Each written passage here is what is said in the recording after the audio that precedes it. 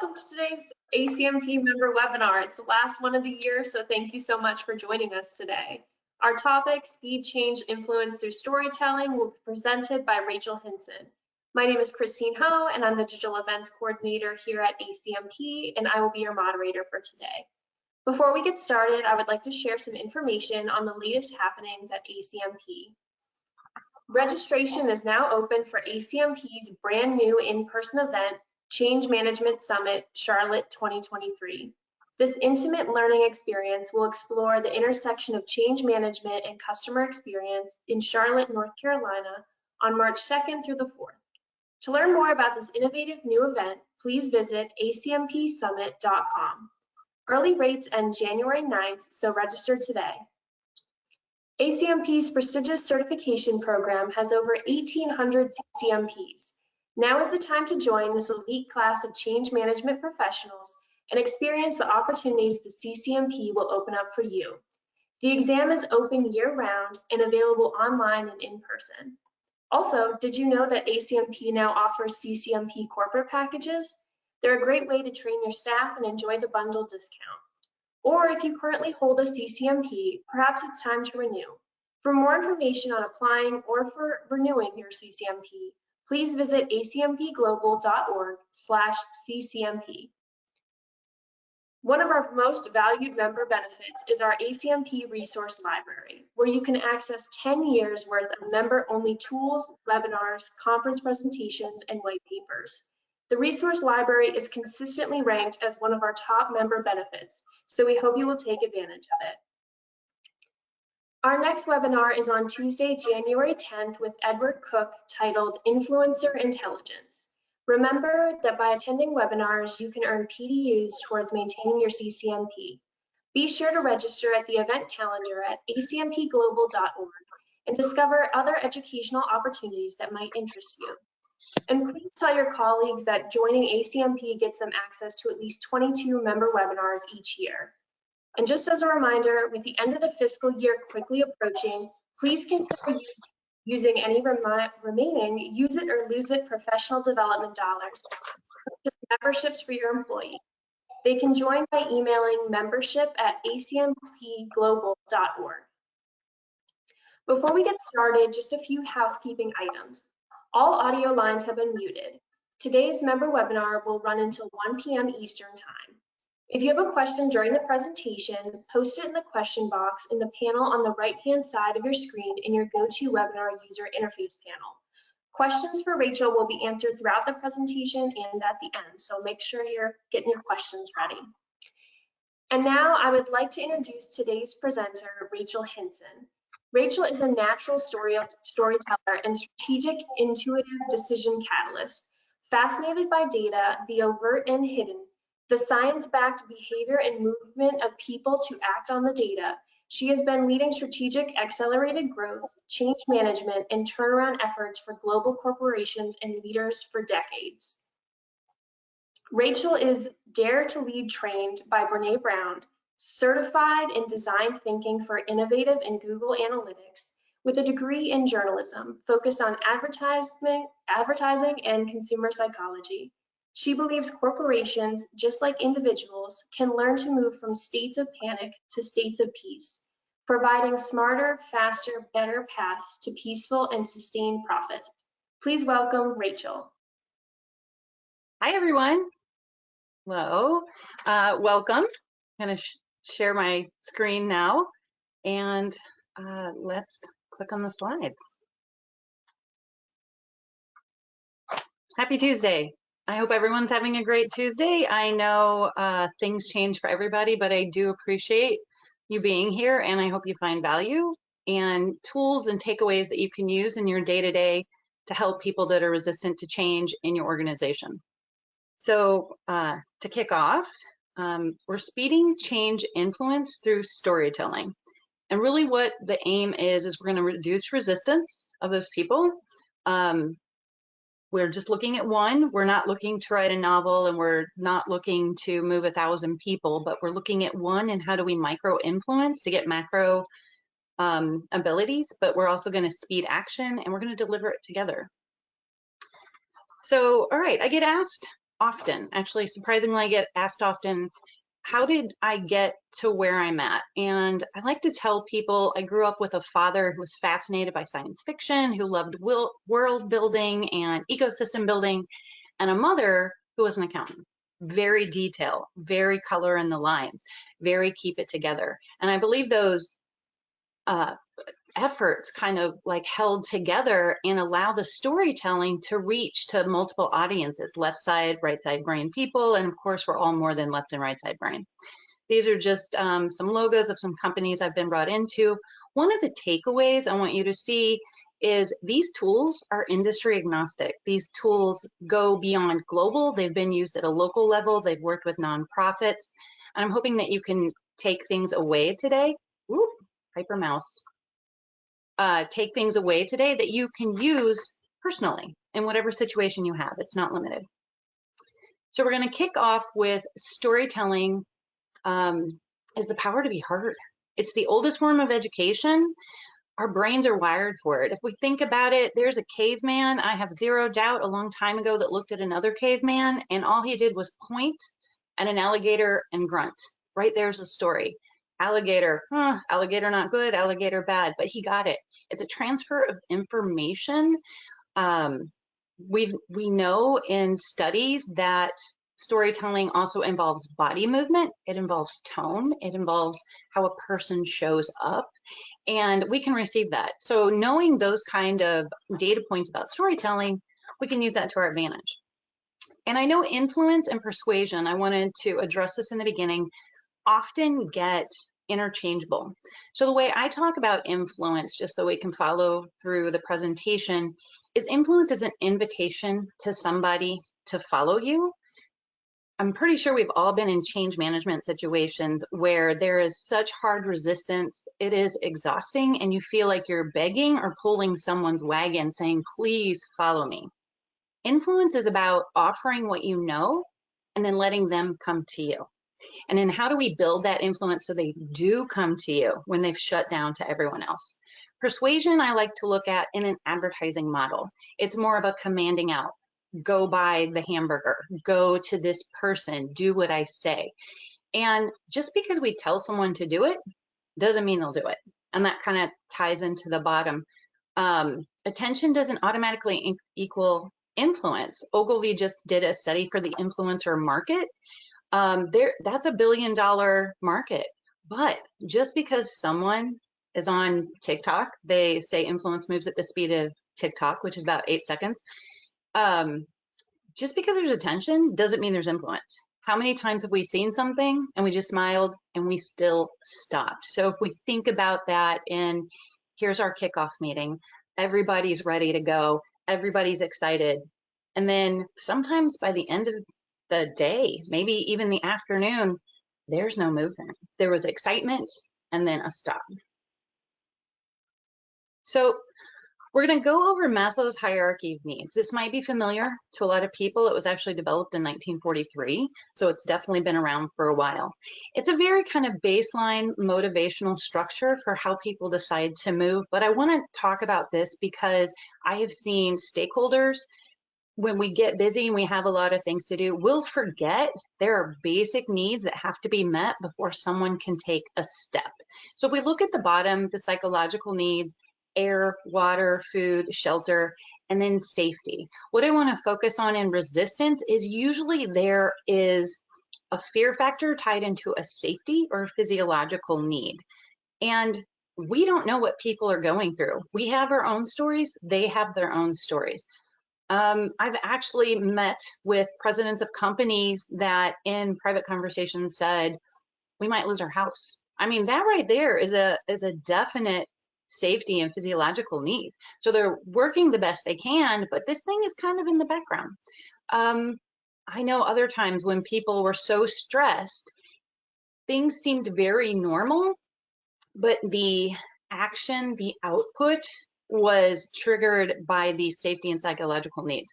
I've actually been to plants where the company was in bankruptcy. It was already looking for acquisition. And one of the plants revolted and actually destroyed their own restrooms. Most of us would make sense, say that doesn't make sense. But to these people, they needed an outlet. They were in a fight mode from fight, flight, freeze. Now, granted, that is a very simplified version of something we hear and how people react to stress, but we're gonna kind of use the simplification because we're looking at micro stories to break into resistance, and we're not looking at, you know, PhD level trying to get in on the motivational front. So we're going to also look at the threat of change. There's a trust and embracement gap. There is skepticism everywhere. I call it scaling skepticism mountain. When I work with data, because of my Google Analytics in the background, data sometimes helps someone move, but I've also seen someone look at data and not do anything. And, oh, sorry, I just moved something out, I think. My apologies. Do you guys see me or do you still see the slides? You're good still. Oh, perfect. All right. I was trying to move the little part over. There it is. So kind of like the graphic, your analytics data looks nice and businessy. Too bad it's useless. There are times that I've been brought into companies and a director says, we got everyone together, we flew everyone in, nobody's doing anything, and there's such disengagement. And we already knew the stakes were high. It was, this company will shut down in 4 months if we can't do something. So you would think there's a motivation in there to, you know, this goes to housing, this goes to reputation and all these other things. And I said, all right, well, let's bring everyone back together after I met with the team and I realized how many people just didn't get it. They didn't get it. And when I went to the director, she said, well, I sent a PowerPoint. How about I send another PowerPoint? And I was like, it's not about the PowerPoint. And it wasn't clicking. She went, no, I have a PowerPoint. We will reread the PowerPoint. We have to know that data helps, but data isn't everything. Also to the side of empathy, if we get empathy is great. If we get too, you know, let's just do this soft, let's move softly and kind of go in together, well, then that just also doesn't get someone moving. And the whole goal in change management is to get someone moving, get them out of their head and into the body and take a step and keep moving. So brain wiring, another thing that is very interesting, and this is where storytelling definitely is a break-in. The brain actually hits dopamine to fill in story gaps. And this is research that Brene Brown has done. So if you show up to somebody and they have a story about you, like, is this person a threat? Am I going to lose my job? And you have a story about them. I really wish they would move. Why aren't they moving? We are actually creating those stories and we're getting rewarded in the brain for filling in those gaps instead of stopping, depersonalizing, stepping back and going, hey, really what's happening? And that's where the investigative journalism hat kind of comes in. Not making you a reporter, but it definitely helps to do some information and discovery. So storytelling is your ability to translate curiosity over threat. Chris Voss, who wrote Never Split the Difference, I highly recommend him and I reference him a lot. He talks about translating curiosity over threat because we do need that moving. I like to tell people storytelling is the emotional breadcrumb that helps when it's very abstract. So when you provide a let's go change, let's run in, if there's a lot of things going on, how do you grasp what that next step is? And we all know that there are times that we have the information and we just haven't moved on it. If that wasn't true, there wouldn't be $1 trillion practically weight loss industry. We know the information. How do we move on it? Why do we move on it? So threats, of course, verbal, nonverbal cues, and Chris Voss talks about a brain under stress loses 15 IQ points. So in a way, when they're not responding correctly, like destroying their own restroom, you know, it is what it is. It's not taking it personal, it's stepping back and allowing them to process and then stepping in when it's safe to talk to them about, hey, how do we move forward? So objective 1, how do we move forward? All right, it's all about your audience. We're going to humanize the who. The next kind of slides are baselines for storytelling and also for journalism, the who, what, when, and where. So we got to humanize the who. Who is this person you're talking to? There is no influence without an audience. That doesn't mean in person. There are many places I've never met the person in real life or I haven't talked to them on the phone. That's not how influence translates. Or, I mean, the body, of course, let's go back to the body and the nonverbal cues, they translate, but in a virtual world, it still works. I've been working with virtual teams since 2004. And actually 2020 just made it a little bit easier for me because people realized, oh, we can have a conversation, and a little bit of curiosity came out of that thread. Who's your true target? I mean, if you're talking to someone who is trying to move something, or are you just talking to someone who's angry? Who are you trying to move to get things going? And what are their chains of influence? Personal, business, and environmental, they all count.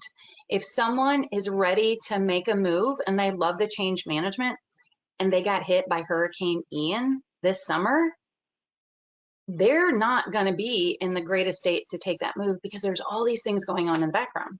It also works in a business sense. If we're asking a team to install a new software, and you've got customer service, and you've got IT having an issue, and you've got marketing and all these others, they're all reporting to other people and they've all got other goals, and we can give them the project timelines and we can give them the tools, but there's reasons that they're looking at our information with a different set of eyes and a different set of ears. So we're going to interview, and it doesn't have to be, very formal. It depends also your audience person. Some people like to discuss things in a very formal way. Some people just, it's a conversation.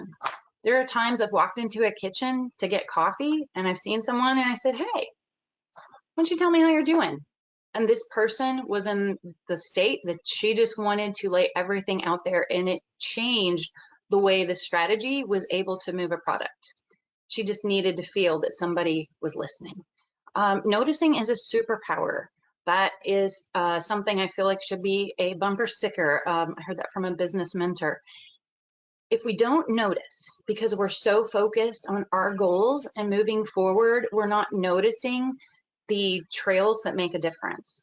And of course, empathy, there's natural empathy. A baby cries in a hospital, other babies cry, but then there's tactical. This goes back to Chris Voss. He had to work with bank robbers. He says bank robbers even want to be heard. Well, most people don't want to deal with someone that is in that hostile mindset. But then that's where you step into the empathy. Okay, all right, we're going to make this tactical. It's not me feeling you on an emotional level.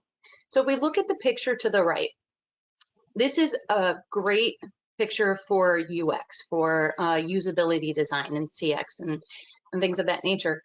That pavement path, that was researched, that was asked about. There is a light pole.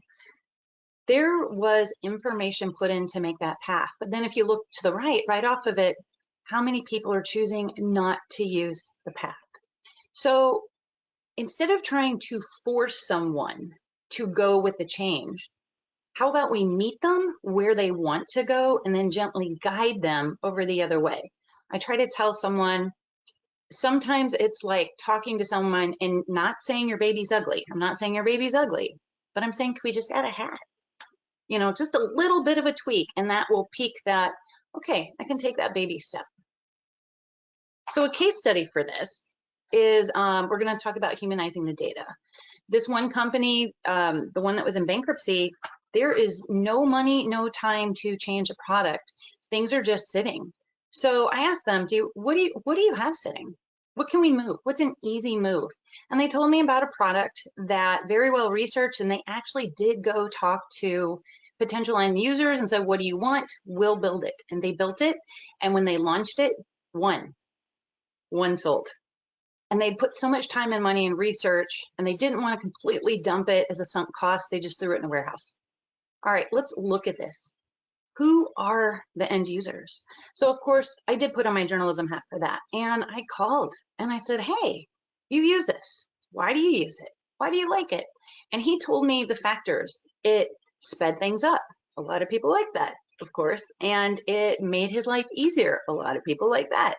And he could get home to his family sooner, and he felt safe in his environment. All right, so who does he need to convince to get him this product? So we go to the correct manager. The manager, Well, I'm glad he likes it, but I have to sell it up to the CFO. And that's a lot of money. And now, besides money, we are changing application processes. We are now teaching our teams to go do something different and use a new tool. But we like it and the data proves it. Great. Let's go to the CFO. CFO. And he goes, that's just a lot of money. I don't get it. All right. So stories were written to address each one. We never changed the product. We relaunched at a trade show. This was heavy equipment, so logistics are a very huge issue because getting over the mountains or the Rockies actually changes shipping costs. Most of us know about shipping costs. And when we relaunched, we were just hoping to sell 3. We sold out of the product in I think about less than 11 days, and it went across the country because we were actually talking to people. So humanizing the data. Does that make sense? And Christine, are there any questions or comments? Keep The only going. question that people had was one person asked about who the author was. That was Chris Voss. Yes. And do you have a specific recommendation when it comes to Chris Voss, like reading wise? Oh, the name of the book is Never Split the Difference. He's talking, he's a FBI hostage negotiator. Awesome, thank you. You are welcome. And I do have a list of books I can provide later in the webinar exchange community that go across everything from writing to the psychological and the behavior, because really we want movement. We want behavioral movement. Okay. And then time, are we good on time? About 40 minutes. Okay.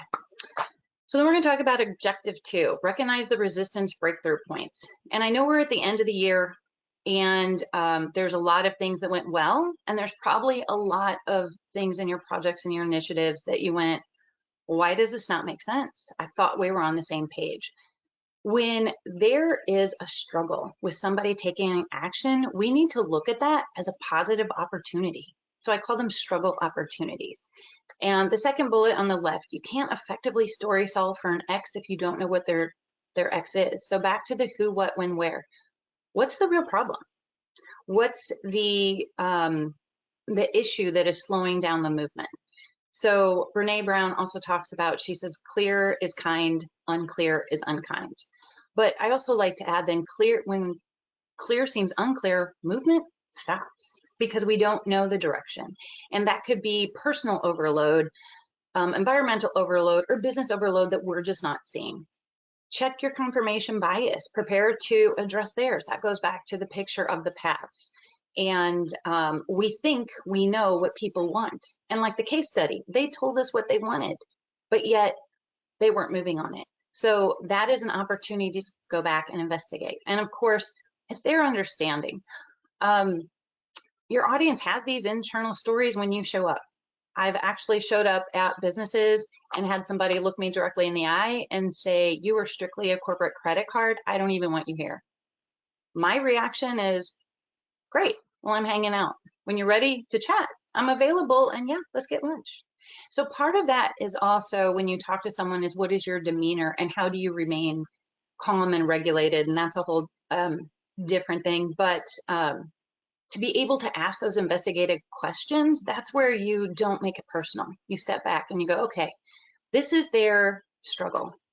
It's theirs. It's not mine. And then how do we get them to move forward in unity? And then when you find that what, how do you framework it? And how do you clarify what that is? So it isn't just, I like this product, or I like this application, or I like the concept of putting in this new, organizational change. It's how does it affect you on a personal level? What's in it for me? And again, we're talking to specific people. We're not, this isn't about a town hall to everybody, because usually you've got your cheerleaders, but who are the resistance people that is kind of bringing down and deflating everything, or just they're deflated on their own? So a case study on this, just to talk about how easy it is for us to fill in the gaps of we think we know what they want. This was a company that I had 2 executives come up and say, we need to do an entire enterprise overhaul. And they had shopped this idea to the key stakeholder for almost a year and a half, and they got no movement on it. And they just asked, hey, do you think you can talk to him? We really love this. He won't even give us the time of day. I'm like, great, all right. And I know this gentleman just a little. This isn't someone I work with routinely as I'm working on other projects. So I put together a proposal. It was a data overhaul. So I made it fun. I made it understandable. I made it everything that got me excited, that got the executives excited. And I used a movie. I used a very well-known movie scene and an adventure guy, and it was going to be all curious, enjoy the roller coaster.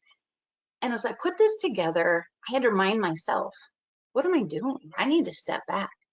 So very casually, because I paid attention, this is the noticing is a superpower.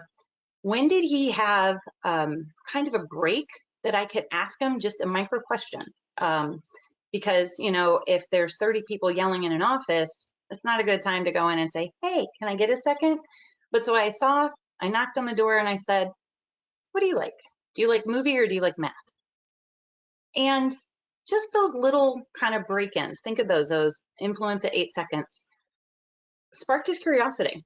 And he said, well, he laughed, which that's a good sign as well, because humor can always help break tension,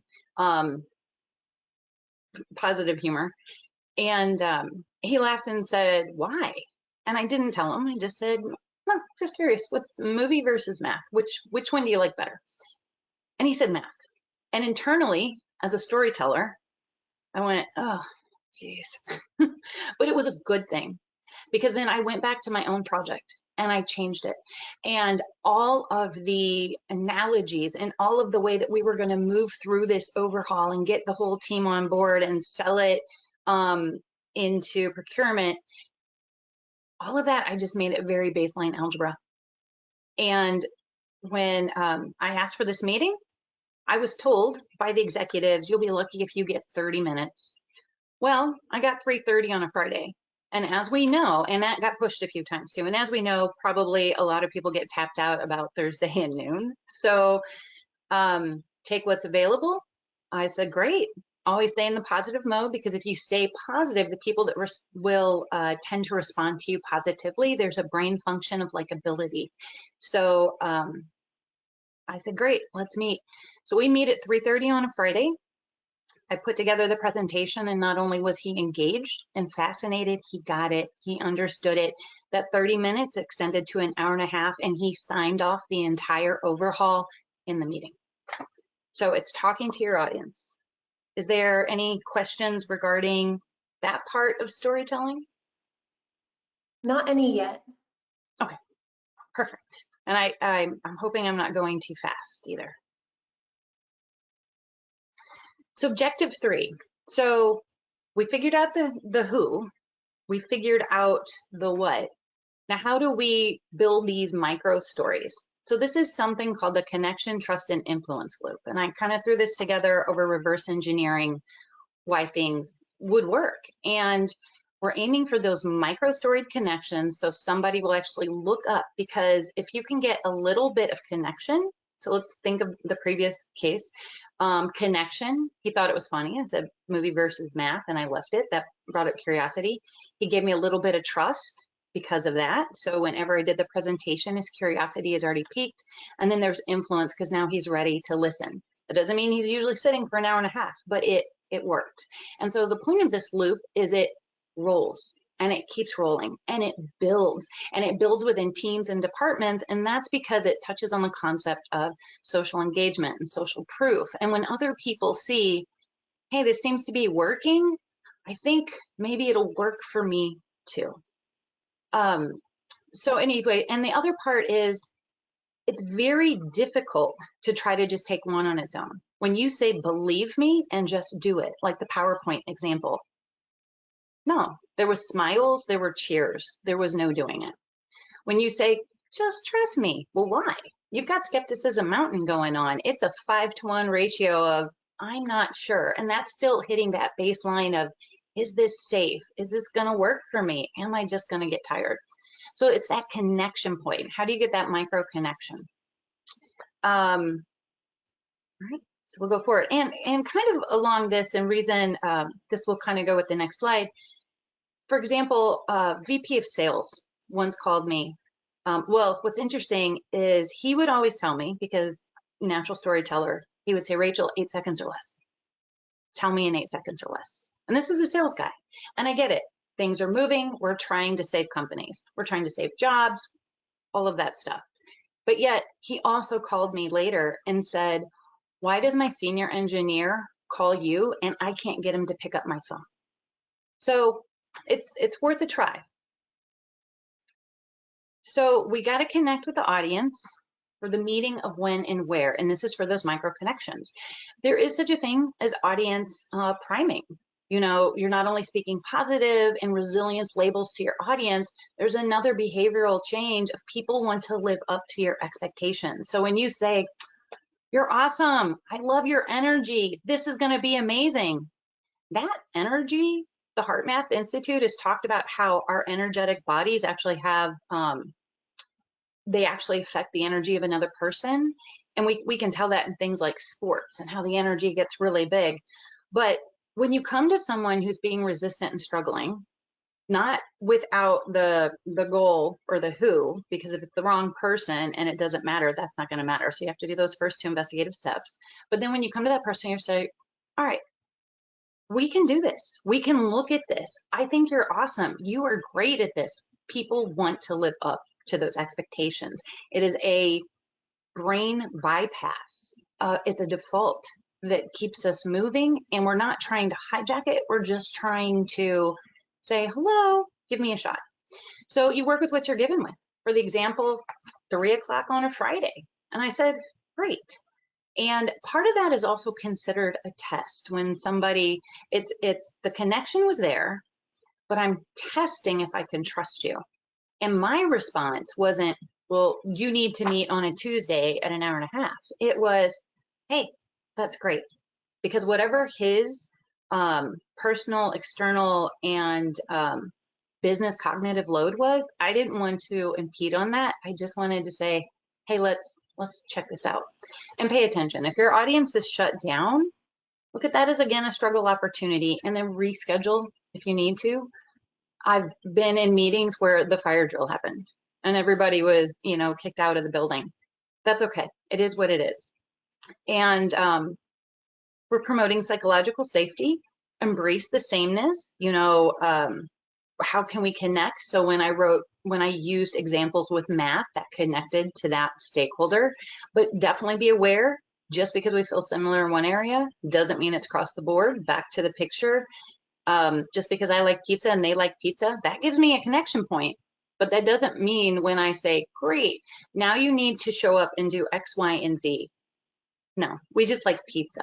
So you got to build those micros. Use the positive stories, because skepticism mountain. I know I keep throwing that out there, but use the positivity. It's a very big thing. It's a very behavioral change, proven way. And look for their habits, their patterns.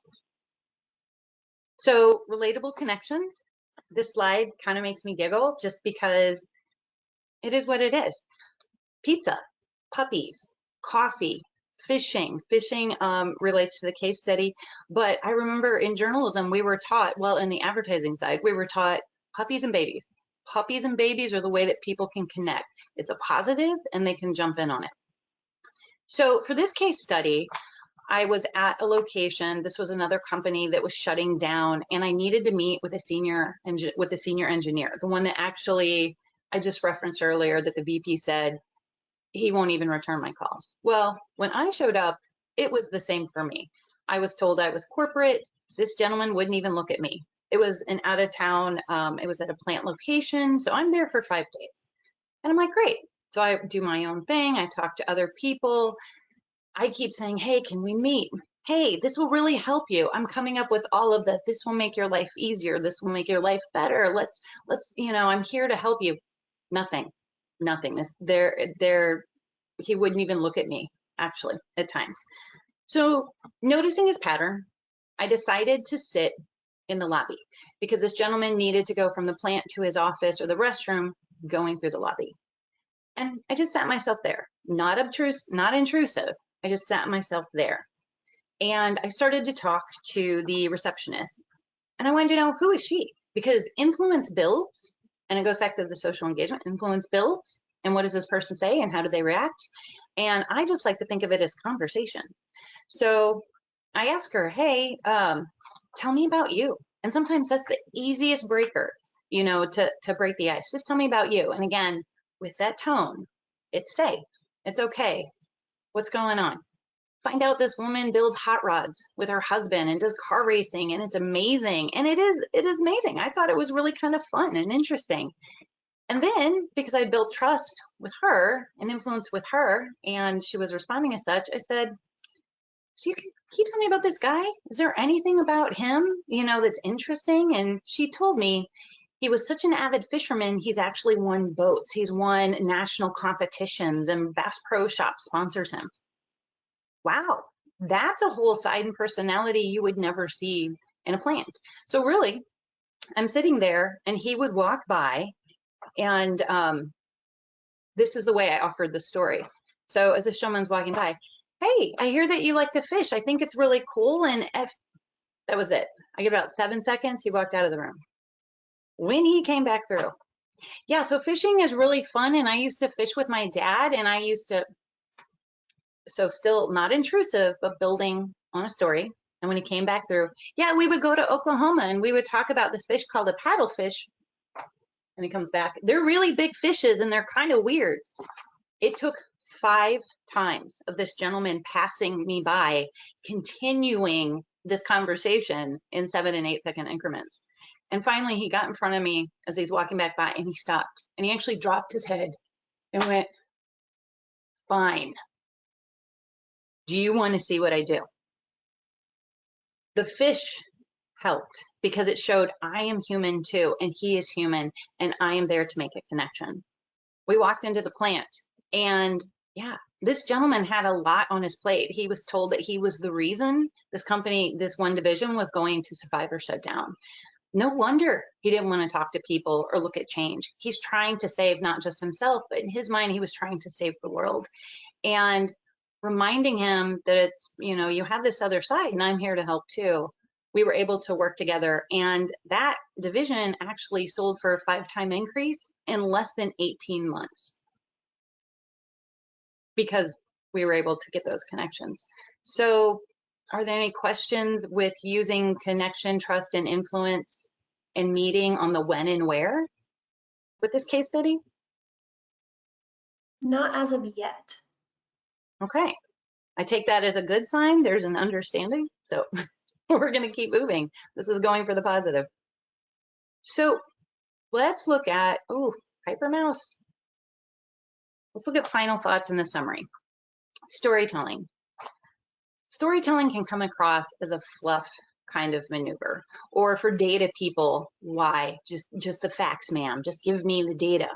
But yet, storytelling bridges that emotional stall and says, it's okay. It's okay. I see you. I hear you. You can trust me.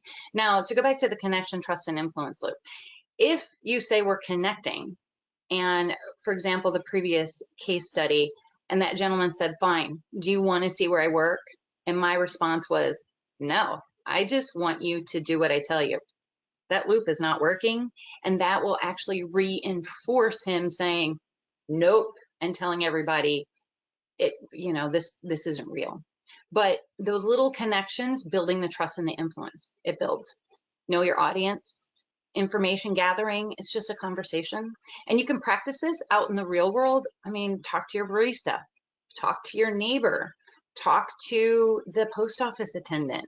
And it will be interesting as you see that people will start to favor you, and the likability factor. They will want to support you and be positive.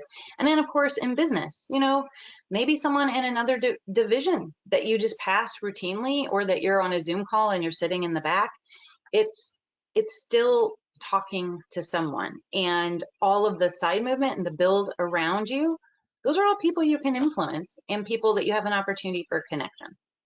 I like to also say, if storytelling feels fluffy, you can say, well, I'm story selling. But if you go in with a sales pitch mind, you can get resistance. Back to the VP, who was a very good salesman and said, I can't get an answer. So it's putting yourself in the right mind whenever you approach your audience. And of course, remember, change is a very personal process. I mean, if we all knew how to do it amazingly without any resistance, it would be great. But we got to remember the other person has the same processes, and it's a safety. It's a safety thing. That 5-to-1 is to keep you safe. It's not meant. I call it good intentions, bad outcomes. That's again to make it not personal. There was good intentions there, but bad outcomes. So how do we work with it and maneuver into something that's usable? And give yourself grace and compassion, you know, because we try things and it doesn't work, and we try things and it does work, and it affects us too. We would like to think it isn't out there job sometimes, but it can be a very in their job. And this storytelling explanation is a combination of the data and the empathy. So you're merging the out there and the in there to come up with an integrated movement plan. This slide, whoop, alrighty, this slide. Oh, my apologies. I'm gonna scroll down to the end. All right, this is a practice slide, and I believe that the slides will be available. This is how you could, in a very simple way, get the mind starting to think about, how do I approach the person that is the bottleneck? How do I approach the person that is running? How do I approach the person that has completely disengaged and won't even walk out of their office? And situation, and again, it's not let's overhaul the whole thing, it's how do we fix this one part in the chain? It could be a slightly bigger part, but we don't want to overload ourselves. And why does your change request matter to the audience? The what's in it for me? And don't guess it, ask them. So number one, the discovery. Think just 2 themes. Don't overload and go, oh, well, everything is what's happening right now. No, let's just look at 2 themes. What's being triggered? And I think that word is almost overused sometimes, but what is making it tough for this person to see the benefit of moving forward right now? And then, of course, 3, 4, 5, 6, share the connection, the when and where. This is just kind of a good thing that you could look at to remind yourself when you take these baby steps for connection. So that is it. I feel like we rolled on through, but if anyone has any questions or they'd like another example, and I mean, resistance is what it is. I've seen companies where the president threw a chair out a window and people scattered. And I've seen companies where 40 people were yelling at each other, and yet within 10 months we turned $1 million and everybody's running together. So it works. It's kind of a soft sell skill, but it's definitely data involved. So think of that as the murder. And that's it. Haley, does that, or sorry, not Haley, Christine, does that make sense? And then at this point, I guess we'll go back to if anyone has questions or they need a bit more confirmation. Yeah, we do have a few questions coming up now. One person, I will say, they did say that they were just really enjoying your presentation. That's why they weren't asking anything yet. So thank you for the validation. That cheerleading effect, another recommendation that I tell people, there's a gentleman that runs behavioral arts. It's quick, short YouTubes. And he was actually, he's been on Good Morning America, and he started as not a comedian, he's kind of a mentalist. And now he's used it to see, why do people do what they do and how do you pick up and notice? And just saying thank you makes the other person go, ah, thanks. So and that's just, let's just hook into the way we're wired and make it work. So, all right.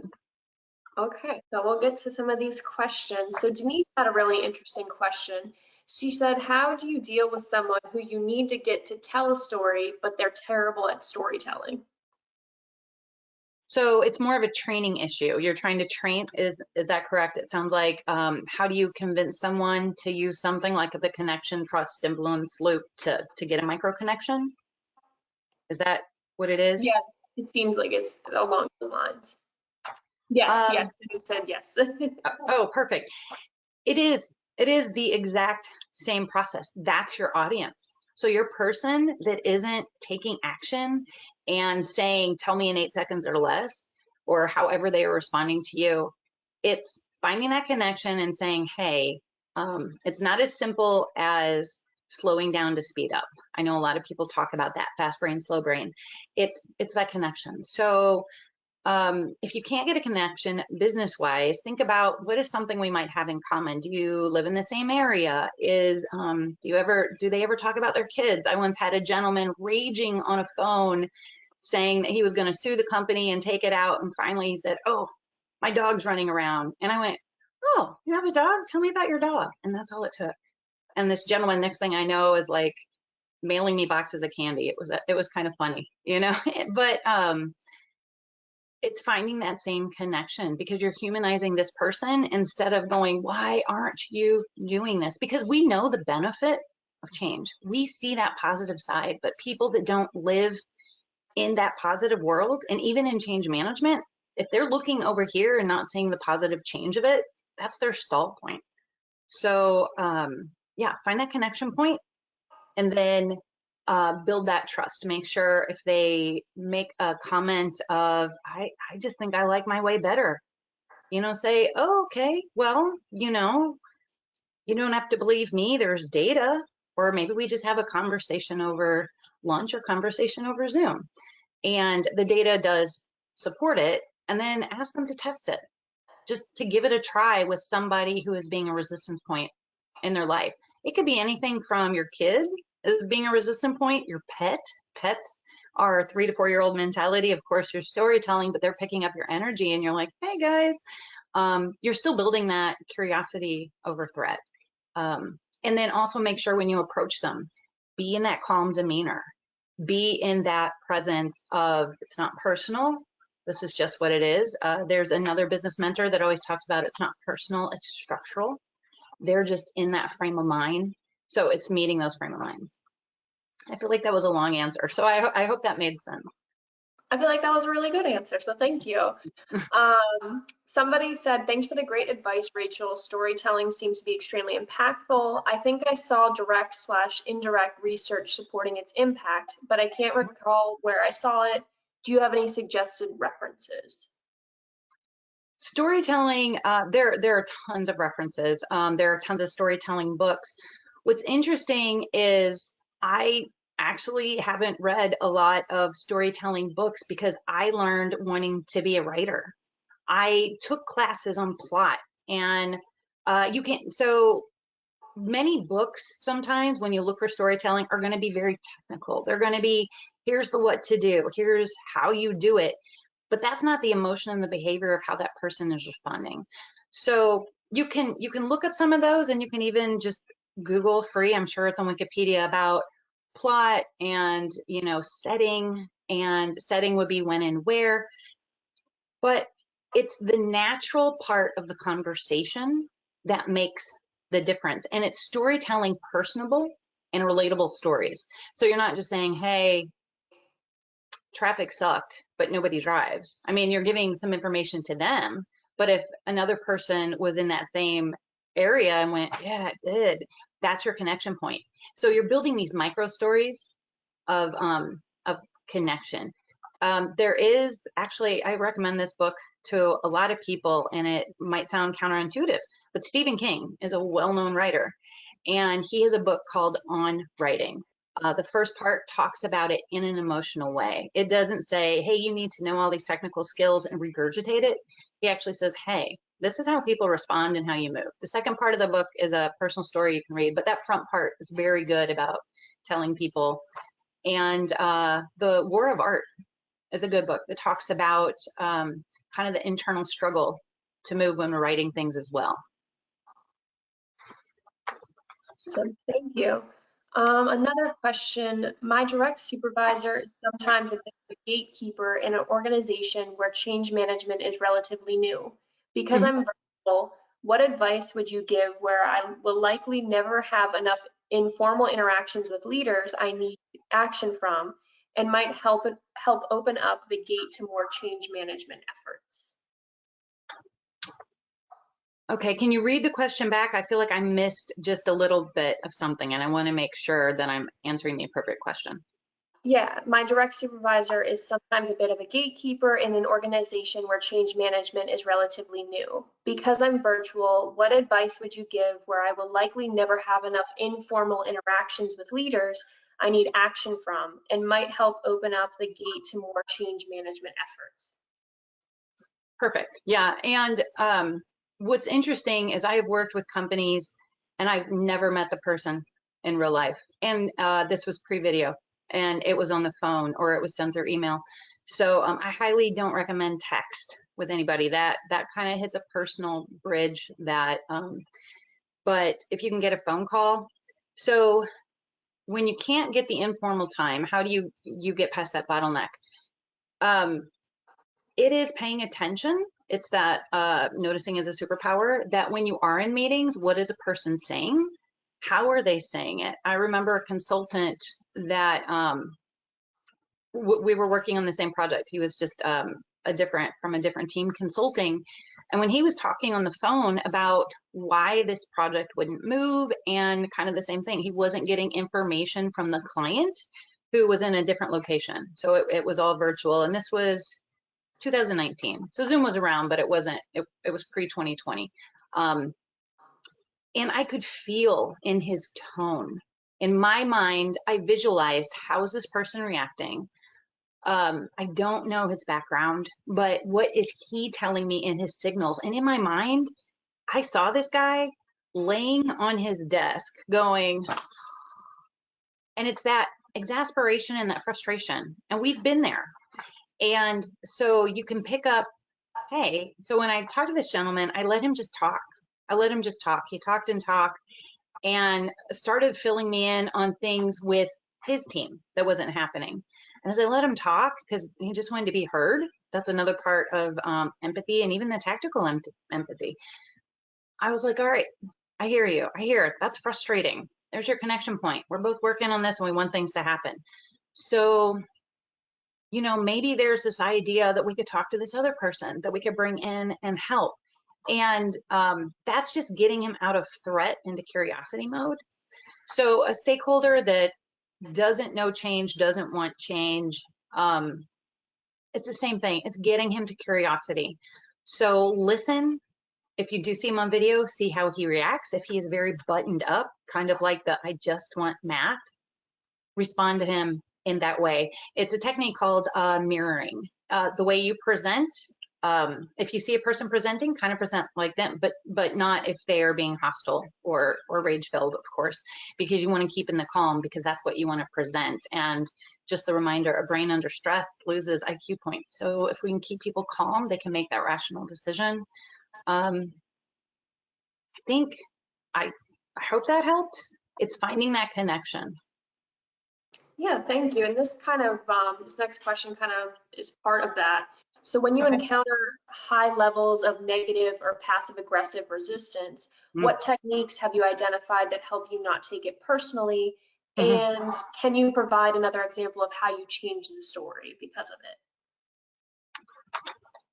Yeah, I will address that in two situations, or in two recommendations. Yeah, it is all the data in the world. It sometimes is tough not to take something personal, and there are actual, usually not physical attacks. Like the chair out the window was not directed to anybody, but of course it made everyone kind of shut down. Not kind of, they did. But it's a tip in self-regulation, and this is actually just a body tip, because if we get so much in our head, our body will fight, flight, or freeze, and that's very simplified. But we need to get back into movement because we want to keep things moving. So there's a point, I call it like a pendant point. I think you guys can see it. It's right there's the dent, and I know that people in medicine remember the name of the dent. I just say it's a dent. About 2 inches down. And so that runs through your central nervous system. It's like a heart line. And the other thing in tense situations, not only do you want to appear calm, but if the other person thinks that you are judging them or getting escalated, they're going to respond that way. So you want to keep yourself calm. So it's just a light tap.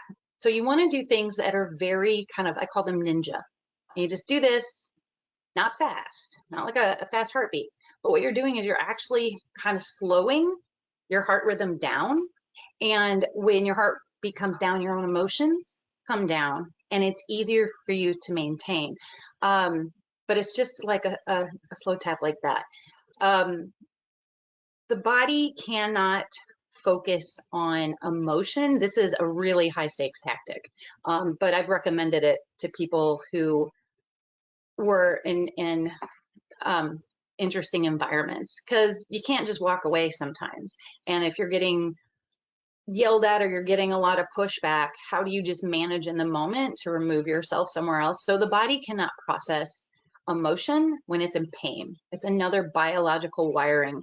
If you're having a bad day and a saber-toothed tiger comes, you're focusing on the tiger. So there's a point right here. Sorry, I'll turn it that way. That is like a soft spot, or a point under here. And just kind of, you know, boop, boop, just kind of push on it. And what it does is it's neurologically, it's called a pattern interrupt. So as your emotions are rising and it's getting harder, and I don't want to take this personally, what do? You can, with just your fingernail, now don't again by any means, but you just push, let go, push, let go. Okay, my hand's that way. And it reminds your body, you start going, this is frustrating, ow. Why are they doing ow? This doesn't make ow. Or when your arms are crossed and you can pinch. And that way the audience, or who your audience is, doesn't see you, and it's helping you maintain until you can remove yourself. It's not a complete stop all, but that way when the interaction ends, you can remove yourself and kind of regroup. The other one before, I guess, the tap and then this part, to the concept of pat your head, rub your belly, you know, people get, sometimes that's hard. That's a little bit of a trick. You know, when you have your hands crossed, tap your fingers. And when you do that, it's the same concept, because the brain goes, I need to, ooh, left. I need to, wait, right. Oh, you're doing left. No, you're doing right. And what it's doing is it's kind of putting a lid on the emotional part so that you can stay in your thinking brain in a way. And the second part of that question was, sorry, I'm pulling the question back up. Can you provide another example of how you changed the story because of the negative or passive aggressive resistance? yeah, actually, I'll use a story that was actually a personal thing, but it happened so fast that it still surprises me. And this was a friend, but an executive level friend, and we were on a canoe trip. And the water got a little bit, we were with a group, the water got a little bit more rough, and there was a tree branch that nobody was aware of sticking out of the water, and we were gonna hit it, and there was a chance of flipping. And, you know, water is fun, but when you have everything in your canoe, including a radio and all this other stuff, you don't want to have to go dig it out of the water. So we hit this tree, and this woman held on to the tree, and we could have kept going if she let go. But her survival was to hold on to the branch. And now the water is shoving into our canoe and trying to flip us. And it was like, you need to let go. Finally, she lost grip. When she lost grip and we did not flip, we were able to get to the bank. She was very in that rise of, this was awful. How did this happen? Everything. And I just looked at her and I remember going, hey, look at you. Look how well you held that branch. You did amazing. You kept us from flipping. Thank you so much. And because then she goes, oh, look at that. And that is actually another psychological or behavioral concept of when you label, I think there was an earlier slide, I just didn't really touch on it, but when you label something positive, people will step up to your expectations. So this person was this was awful. We were getting knocked over. And then I said, hey, look how awesome you were. You did this. And it just changed immediately. And she went, oh, yeah, yeah. Whew. And then she actually kept telling this story to other people about how it was amazing that all of this happened. And you know, that's great. That's great.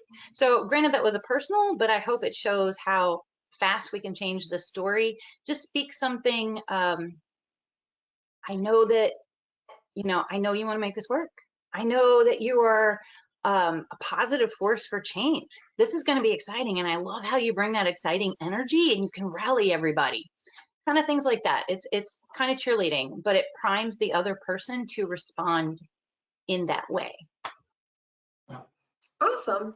Thank you so much. So yeah, I do want to thank everyone for participating on the ACMP member webinar today. And I would especially like to thank Rachel for that wonderful and insightful presentation.